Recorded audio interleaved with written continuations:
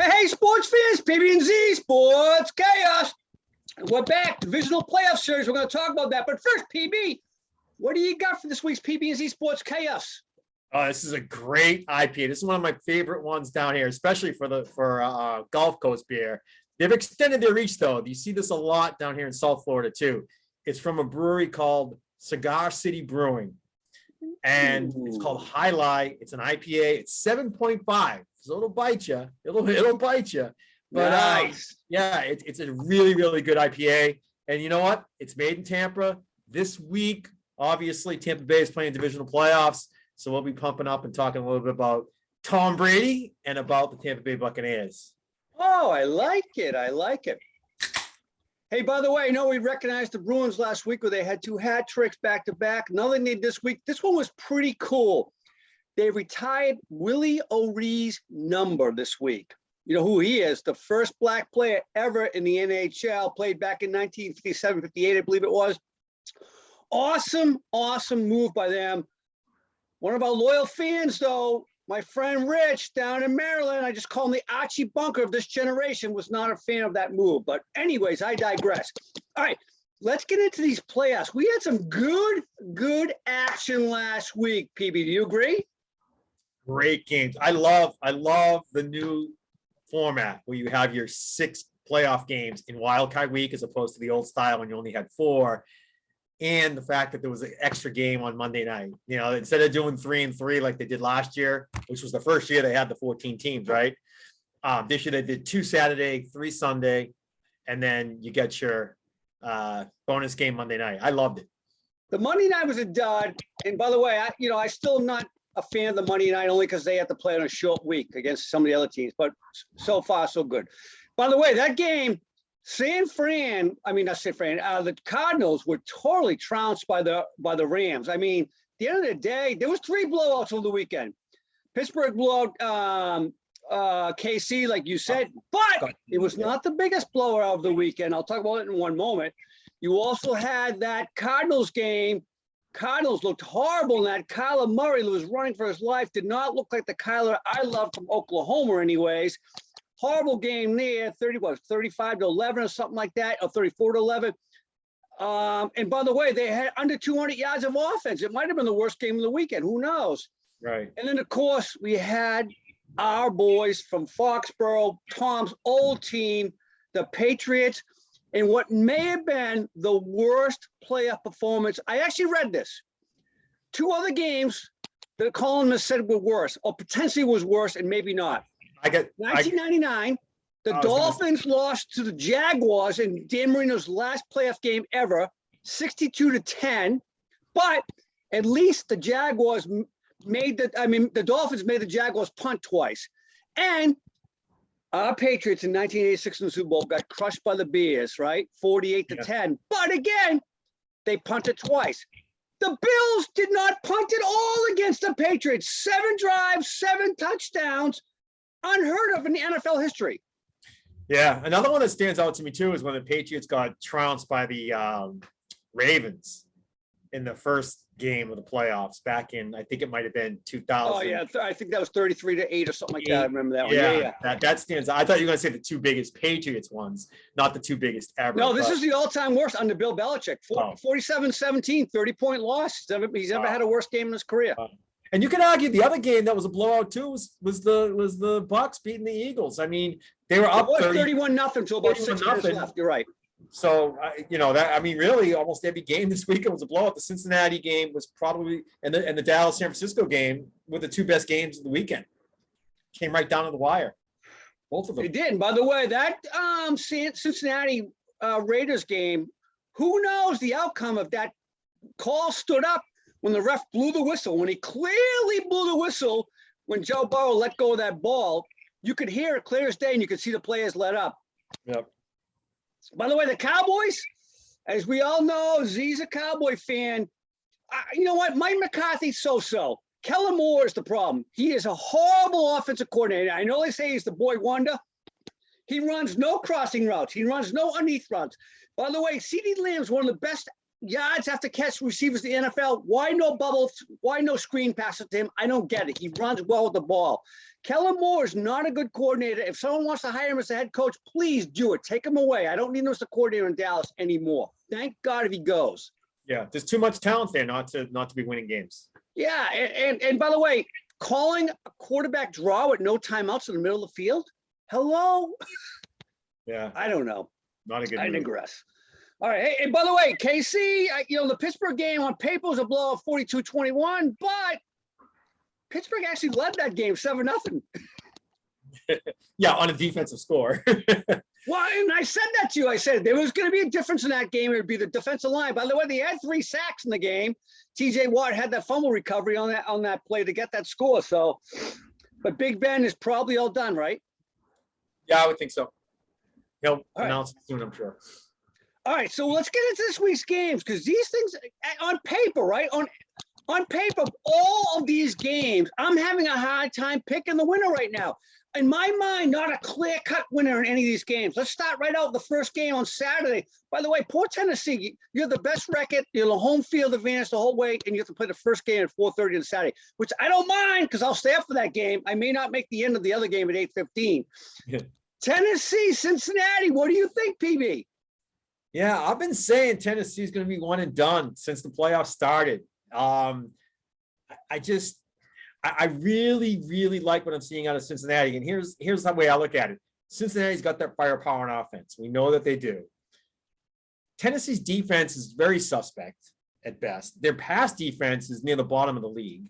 I think they can exploit that, and I think they can make plays. When you're talking about guys like Jamar Chase and Higgins and Boyd that he can get the ball to, you got Mixon, out of the backfield. We already talked about how dynamic this offense can be. And Burrow obviously is playing out of his mind right now. So all those things play in the favor.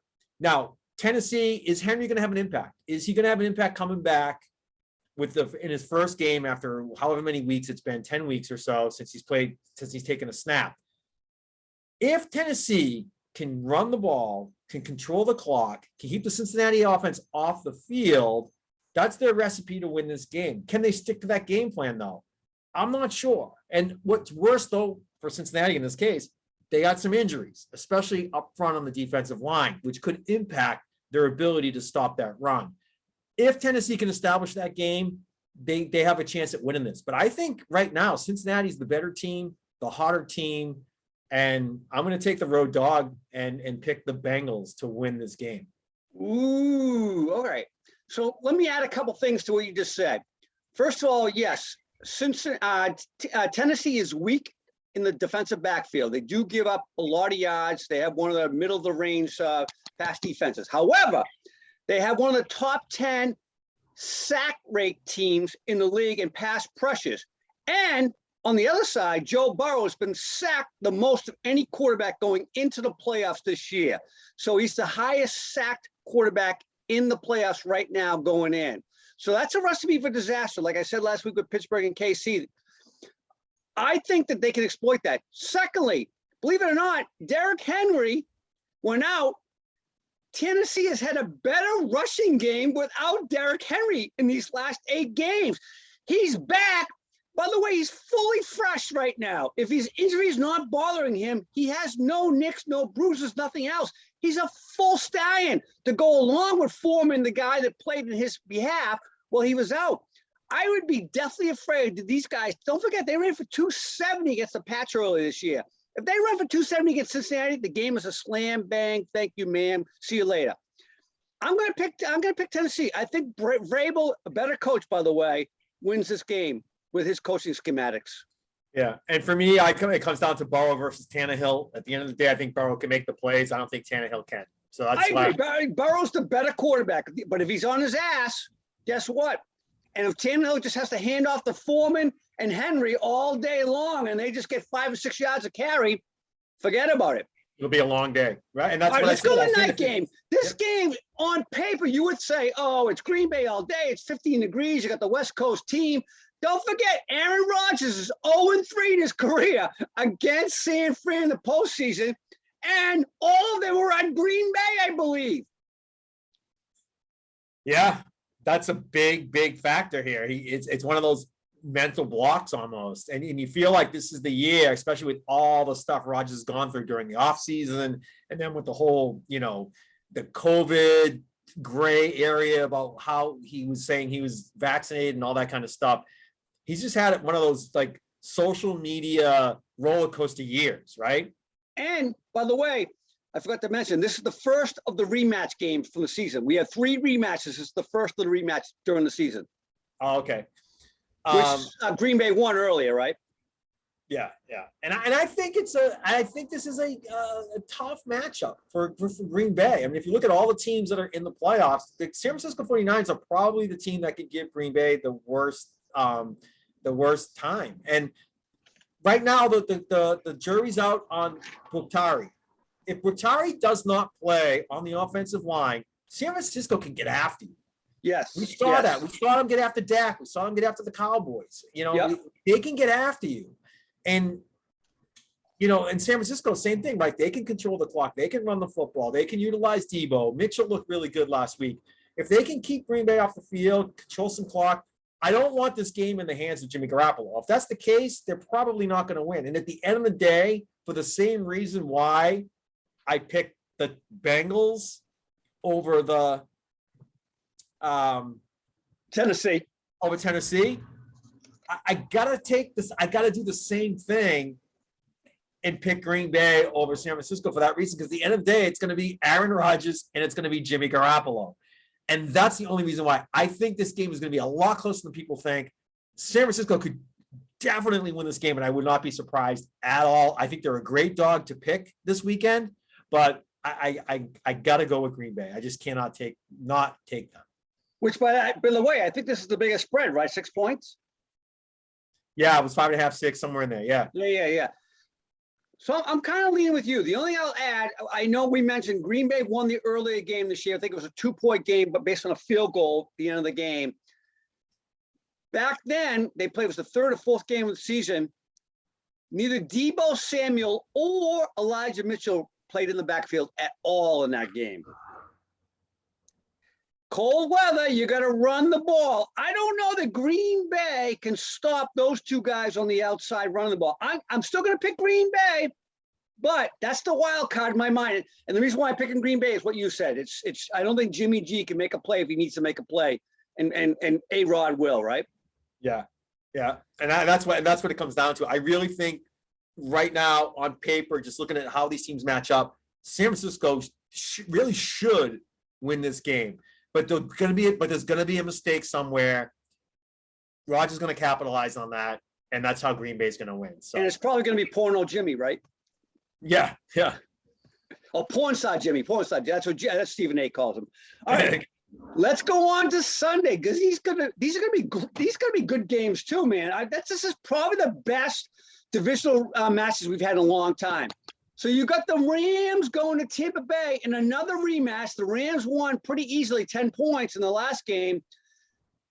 Stafford had a huge game. I believe he had 4 touchdown passes. Brady threw for his most yards in the last game, believe it or not, against that fearsome defense of LA. He threw for 432.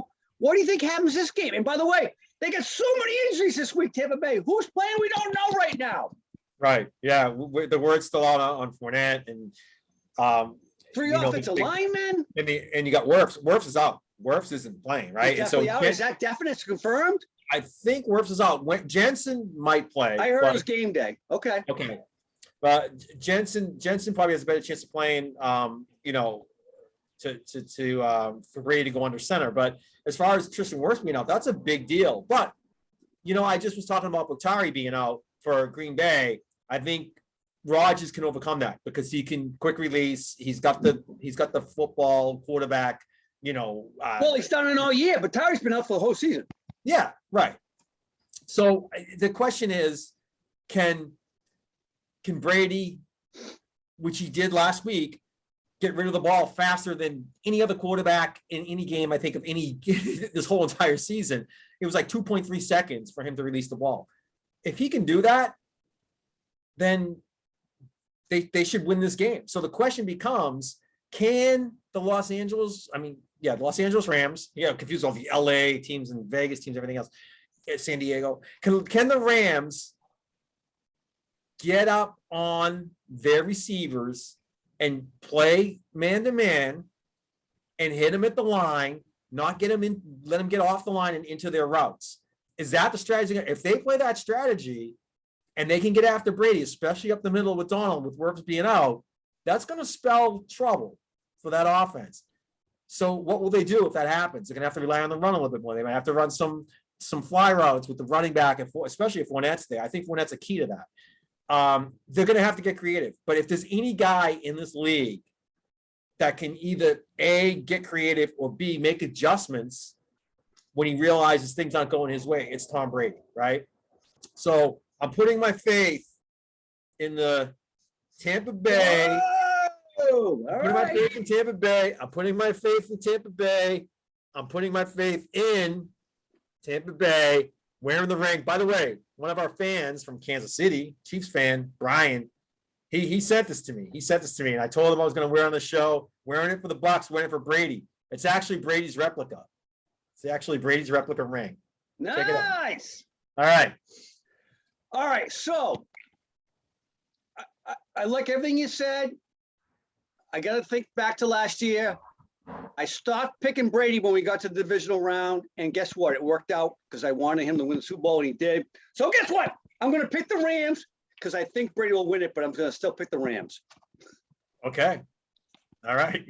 You do that just hoping you're wrong. Tom, right? We're praying. All right. Hey, let's go. The last game. This could be the best game of the whole weekend, don't you think? Oh my God. Yeah, because the reason why it could be the best game of the whole weekend is because this could be the AFC Championship. First of all, this should be the AFC Championship because they're the two best teams, in my opinion. And it could be the AFC Championship game for the next 5 years. Yes.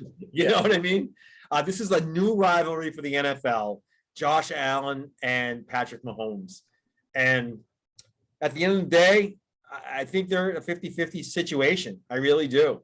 But this year, I'm just going to give it to Mahomes. They've looked so good as of late. And the thing is, their defense is pointing. Sometimes Kansas City defense in any particular year, you're like, man, their defense is horrible. But you know what? It doesn't matter because they have Mahomes. But this year, their defense, especially after they turn that corner after the first quarter, third of the year, they're like a legit top 5 defense in the NFL. And they can get after you too. So, and they got good defensive backs. They should be able to temper the entire game plan for Buffalo.